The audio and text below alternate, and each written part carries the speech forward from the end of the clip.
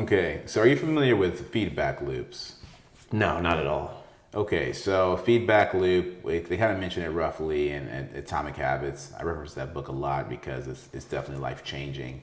But a feedback loop is how we know something, is how we learn. It's the biggest, probably the biggest contributor to us learning anything, right?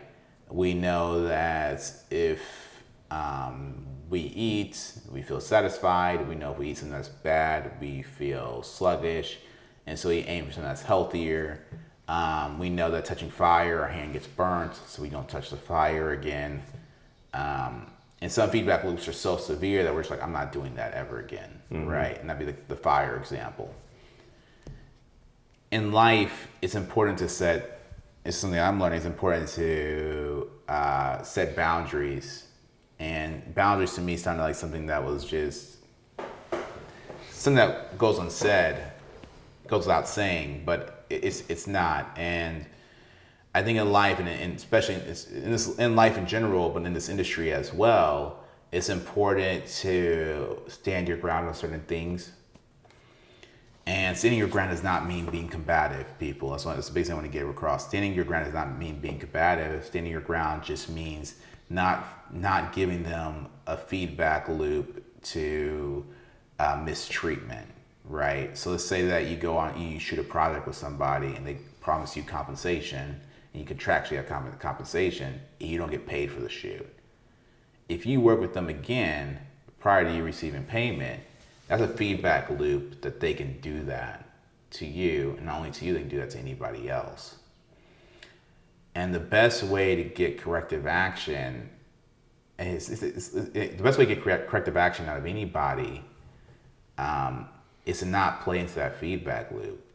Don't allow mistreatment to become a habit. Don't allow it to become a norm. People don't leave your side based off of a mistake. People leave your side based off of a habit. You made a habit out of it. You didn't mistreat them once. You made it a lifestyle decision. And so you cannot really feed into that feedback loop, or it will continue, not only for you, but the people beyond you. Is there a time that you worked a production with somebody and you said, I will not do that again for X or Y reason? Yep. Done it twice with the same person now. And filmed 2 projects with this person. I wasn't promised compensation, not in financially, but just footage wise and everything. That's what I was promised. And done it twice and never got my footage for either project.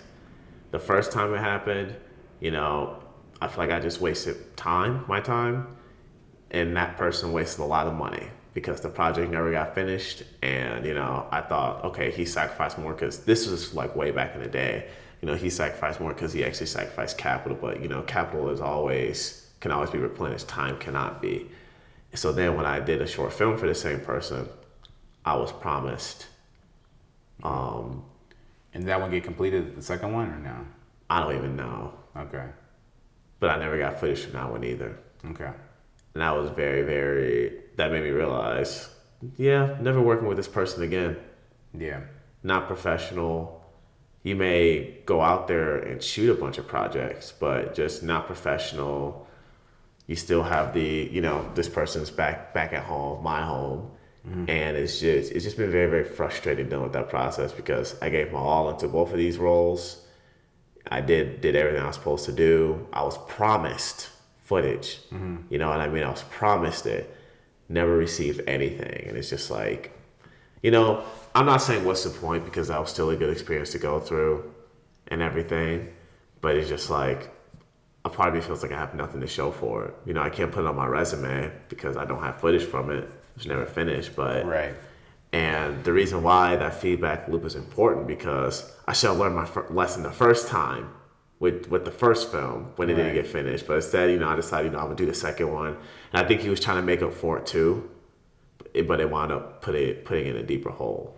Yeah, and that's the thing about feedback loops is, the person still feels successful. So the one who didn't complete the film still feels successful because you agree to sign on again. If you agree to sign on 2 more times or 2 more projects, that person says, okay, but what I'm doing must be work, and they still believe in me, yada yada. And it's like, it's true, they do still believe in you, but now you're getting validated off something you shouldn't be validated for, and that's a feedback loop. You're getting a reward for something that you shouldn't necessarily get rewarded for.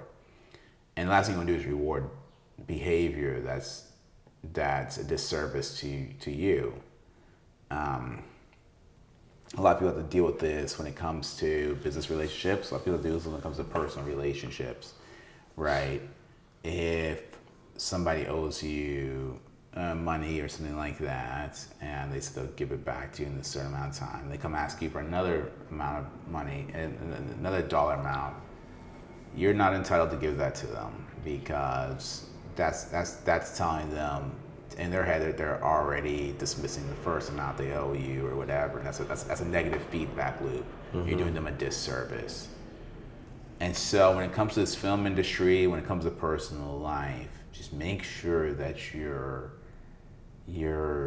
staying away from validating the wrong things, and not only because they're a disservice to you, but because the best service you can give is, letting the buck stop here with you in this arena. If it works for somebody else, then great. If you can trick someone else into doing that 10 times over, then great. It's all means. But let me tell you, that doesn't work here. And I think it's something that people really get, lost in translation. People think to make their point, they have to go off on somebody. To make their point, they have to be combative. That actually goes in the wrong direction. If you have a point to be made, just no more. Mean what you say and just move on. Yeah. There's a lot of life to be lived, and you don't have to live it with this said person who's been validated for the wrong thing too many times. I think it's okay. I also know who you're kind of talking about, but yeah.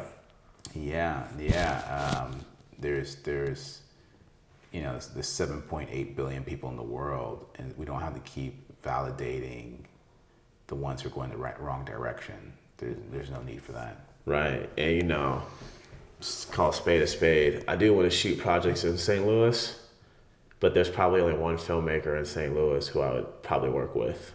Really? Yes, just because I know him. I'll just name his name's Richard Rodriguez. Great guy. I was an extra in this project years ago when I was still in college, and he has given me so much advice and so much wisdom and everything. He's a really, really great dude, but he's probably the only filmmaker I will work with, because I know he knows the industry and he takes this very seriously. And even though he's in St. Louis, which is not a film hub, he still, like I said, he still knows the industry and everything. But as far as other people in St. Louis, of course, I don't know any of the newer filmmakers in St. Louis because I haven't lived there in a long time. But there's certain people who I wouldn't want to work with from there. Yeah, and that's going to be the case throughout your whole career. There'll be some people that some other people love and you may not. And it's really not about what I want people to understand about this. It's really not about ostracizing somebody. It's really not about punishing somebody. It's really about freeing yourself. Yeah. And freeing them, letting them know, hey, this is not behavior that's going to get you to the finish line. So let me just tell you that right now.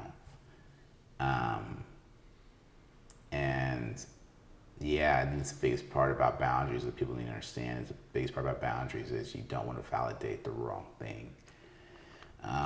From now on, I'm gonna get everything in writing. Get a contract. I will at least get footage. You know what I mean? But yeah, when I do independent projects. Yeah, with independent projects, that's huge. Yeah. I haven't been in that footage game for quite some time. But I have been on.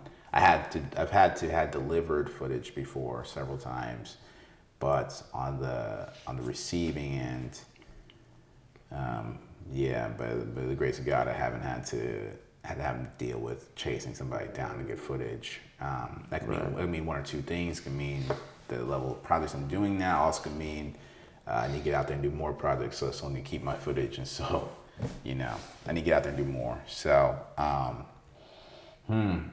anything else that you really wanted to go over, guys? We are we are flying through these podcast episodes. It's been such a great time serving you guys and serving ourselves by getting understanding. The biggest thing I come on this podcast to do is ask questions that I don't quite have the answer to myself, and we kind of figure it out together. Right. Well, I'll tell you this: no matter what, hope that we've taught you guys a little bit something about holding these boundaries, keeping your position. Don't validate the wrong things. This is Black Hollywood. Yep. All right.